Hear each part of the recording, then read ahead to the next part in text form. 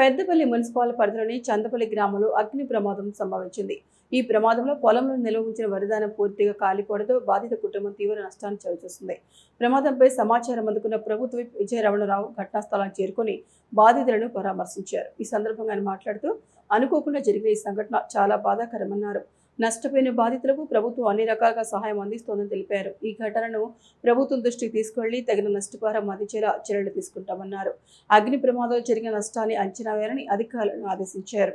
బాధితులకు త్వరితగతిన సహాయం అందించాలని అధికారులకు సూచించారు.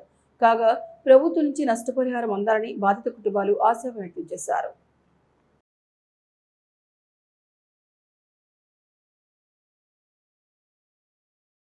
రామకృష్ణ తోట రాకేష్ ఇద్దరి రైతులకు సంబంధించి చందపల్లి మున్సిపల్ పరిధిలోని చందపల్లి ఏరియాలో మరి నిన్న 15, 16, 17 వారికి సంబంధించినటువంటి రైతు సోదరులై ఒక రైతుతో కొంత వరిధాన్యం దెబ్బతిన్నది.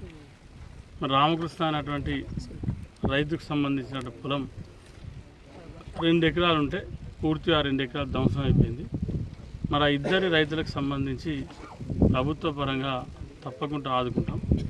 మరి ఏదైతే వరిధాన్యం కాల్పినటువంటి రైతు సోదరుడు రామకృష్ణ ఉన్నాడో ఎలాంటి అధైర్యపడకుండా మరి ఆ రైతుకు ఎక్కడ ఇబ్బంది రాకుండా మరి ఆ రైతుకు సంబంధించినటువంటి పొలం నష్టపరిహారం సంబంధించి నేను కూడా ప్రభుత్వం దృష్టికి జిల్లా కలెక్టర్ గారి దృష్టికి తీసుకెళ్ళి సాధ్యమైనంత వరకు ఎంతో కొంత రైతుకు లాభమయ్యే విధంగా మేము చూస్తామని చెప్పి ఈ సందర్భంగా